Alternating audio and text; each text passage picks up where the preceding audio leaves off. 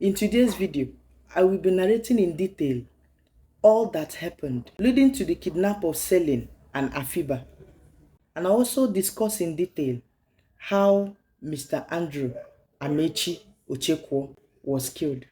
And my narration will be according to the account of the human rights activist in charge of the case, Mr. Harrison.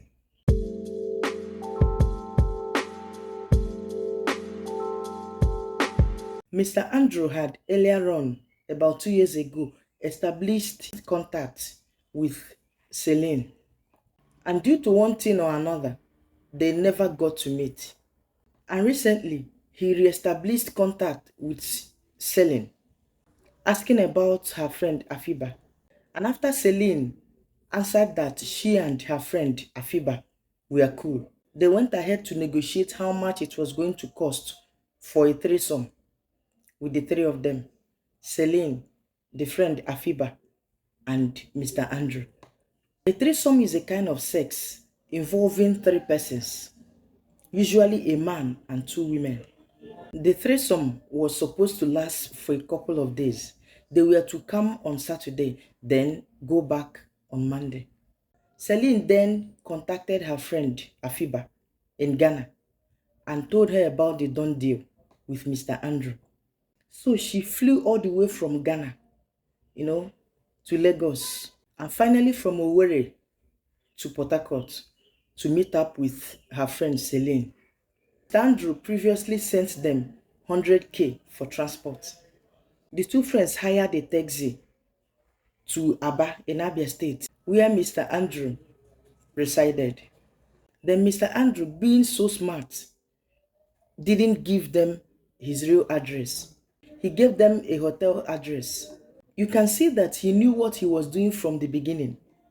He didn't want anything being traced to his residence. Then when they got to the hotel, he then came and picked them from the hotel down to his residence. As if Celine knew what was going to happen. When she got to his residence, she videoed the whole house and sent to some of his friends in Port Harcourt, to tell them that she has reached where she was going, that, this is where she was. Then after a while, they got a very chilling text. The text read, "We have been kidnapped." So when Celine's parents were contacted, they made straight to Aba in Abia State to report to the police about their daughters and the friends kidnapped. But the police dismissed everything.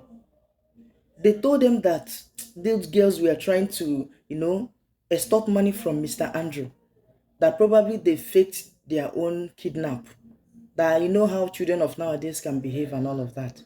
But since it was an official report, they had to visit Mr. Andrew's residence. When they got there and announced who they were, Mr. Andrew refused them entrance at the beginning. But after much convincing, he let them in to search his house. In the course of searching the house, Celine's bag, her cell phone, her credit cards, and a gun were found. When they went through Celine's cell phone, it was discovered that a whooping sum of 1 million naira was deducted from her account and sent to the same account that sent her 100k. Remember I told you that Mr. Andrew previously sent them 100k for transportation. Consequently, Mr. Amechi was taken into custody. When questioned, he admitted that the two girls came to his house, but according to him, it was on business level. After the business, they went out, that he didn't know where they were. He spent 2 weeks in police custody, and there in the police custody, he was treated like a king. He had access to his phone, internet, and all of that. So when the victim's parents saw that their help wasn't going to come from the police, they sought help elsewhere. They went on social media and contacted Mr. Harrison, a human rights activist, who advised them to petition to transfer the case from Aba to Umahi, the capital city of Abia State. And they did. But when that was going on, Ghanaian embassy with Afiba's parents wrote even a more superior petition right to the office of the Inspector General of Police in Abuja. So as a result, the case was transferred to Abuja and was handled by the intelligence response team. Now, the new team was asked to go and pick up Mr. Andrew with his case file in Abia State. So they traveled from Abuja down to Abia State to that effect. And after what looked like a power tussle between Abia State Police and the team from Abuja, Mr. Andrew and his case file was handed over to them.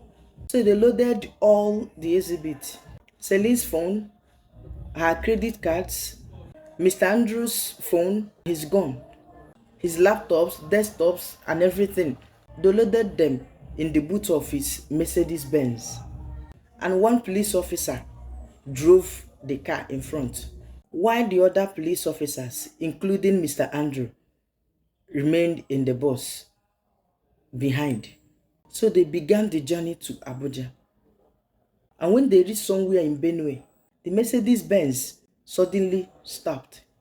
Mr. Mechi said the car had facial recognition, fingerprint recognition, and what have you. So he came down from the bus, and went and did magic and all of that, opened the boot and all, pressed everything pressable, and the car came back on.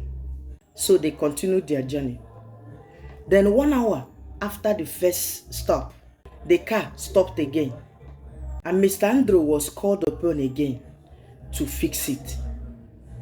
He went to the boot, opened the boot, pressed 1 or 2 buttons, then he came to the driver's seat and performed his magic again.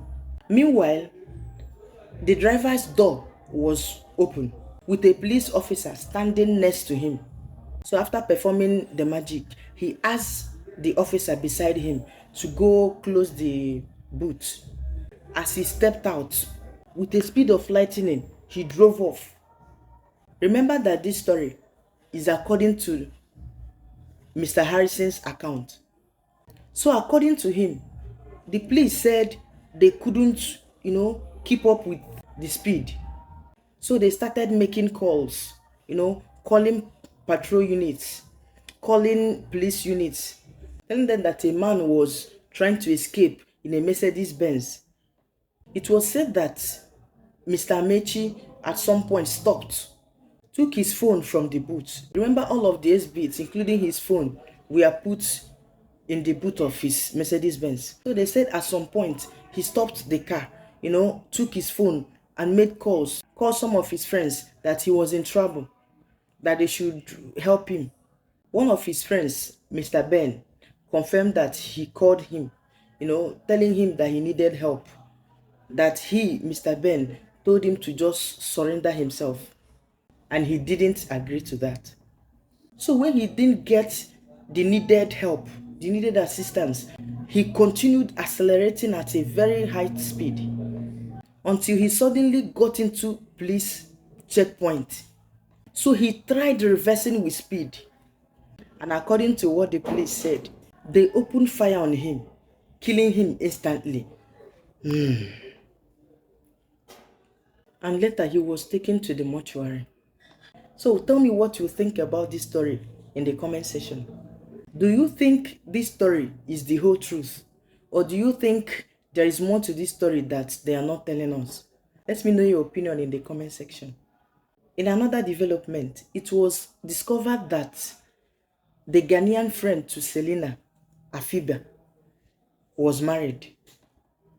And that he lamented, wondering aloud why his wife, could do this to him after all he did for her. Another story even has it that the boyfriend of Celine's friend extorted 2 million naira from him for Afiba's ransom. So tell me also what you think. Tell me everything. Tell me your thoughts in the comment section. We've come to the end of this video. Give it a thumbs up and share it so it will get to everybody. Let our young girls, let them learn from the story. Please help me share. God bless you.